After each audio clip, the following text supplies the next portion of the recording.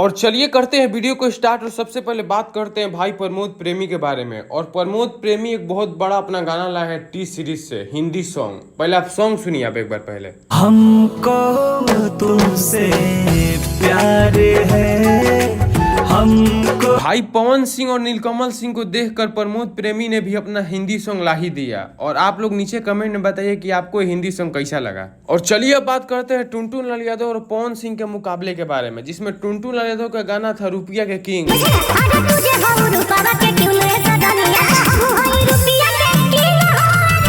और पवन सिंह का गाना था दिलवा ले जा रुमाल में।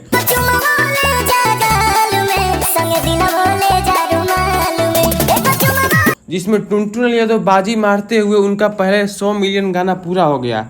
और अभी पवन सिंह का गाना 99 मिलियन पर ही अटका हुआ है, जिसमें टुनटुन लाल यादव ने बाजी मार लिया भाई। और चलिए अब बात करते हैं पवन सिंह का न्यू आने वाला सैड सॉन्ग के बारे में। भाई ये गाना का डेट फिक्स हो गया है कि कब गाना आएगा। ये गाना आपको 12 तारीख को सुनने को मिल जाएगा। और भाई इसका पोस्टर एकदम कमाल का बनाया गया है, गजब तरीका से भाई।